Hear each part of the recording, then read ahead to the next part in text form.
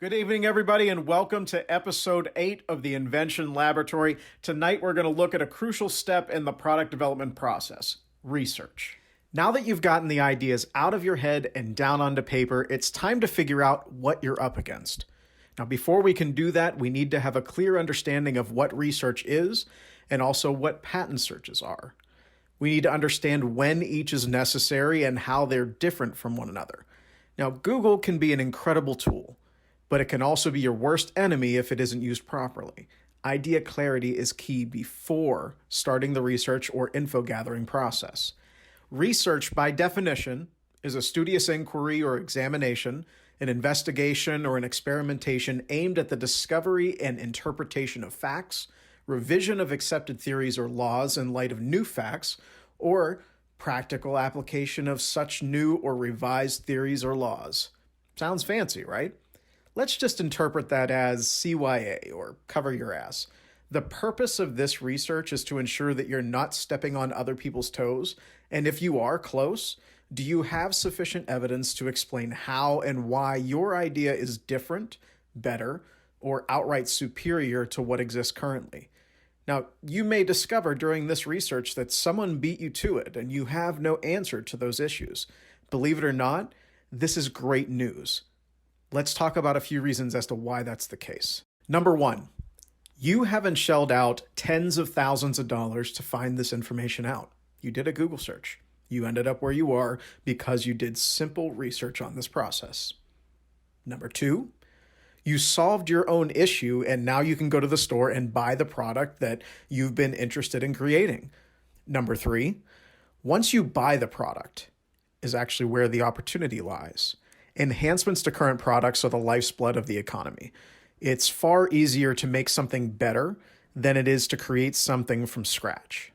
Number four, if there is a product available, that indicates that supply chain, logistics, advertising, and shelf space acquisition are already in effect, which means the only new cost to a manufacturer is the addition of your enhancement and the change to the packaging to accommodate.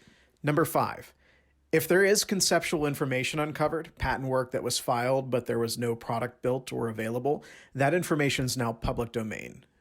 This means that there's nothing to stop you from learning about what worked really well for other creators and also what failed miserably. That creator also spent a fortune to obtain that information and, more importantly, to protect their information through the USPTO.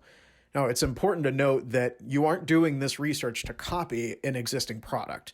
This is purely educational, and it'll save you from making some of the same mistakes that your predecessors have. You can actually uncover patents filed with the United States Patent and Trademark Office by using Google's patent database. Simply type in Google Patents into the search bar on Google, and it'll bring you to another database, and you can start plugging in keywords regarding your invention. For example, remote control finder. Just those three words, remote control finder. That's the name you gave the product, and you want to see what's available according to that. You can also type in some of the technology that you want to incorporate into the product. RF, infrared, proximity detection, wireless, rechargeable, base unit. You get the picture? This will bring back thousands of results for you to filter through.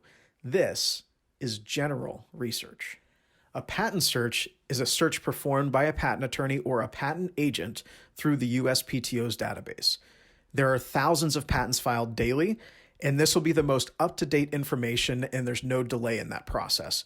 Patents aren't released to the public until the client has paid all of their dues and filing fees and occasionally contains a buffer of 15 to 30 days before becoming public domain. The purpose of that search is to gather information that's helpful for filing a patent as soon as possible. You gain all the benefits of general research, but you're adding the formal process of filing an official patent with the USPTO.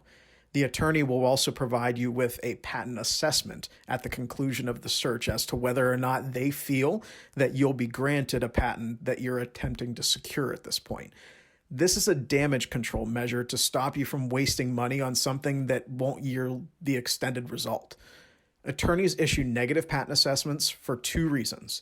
The first is as a result of a thorough understanding of your product, the results of the patent search, and the examination of all your design, engineering, and marketing materials. The second reason they would give a negative assessment is due to insufficient materials for filing.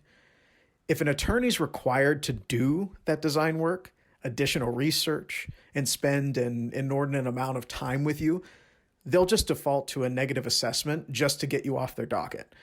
Now, you will be able to file an appeal, but they will charge you for that, and then they'll put the burden back on you to explain why they should continue to allocate time and resources to your project.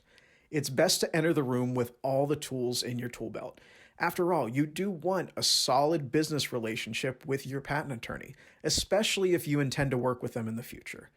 You want them to claw and fight for your file folder when they see you, not cringe and look for the first associate they can pass it off on. The same premise applies when using companies or consultants to assist with your project.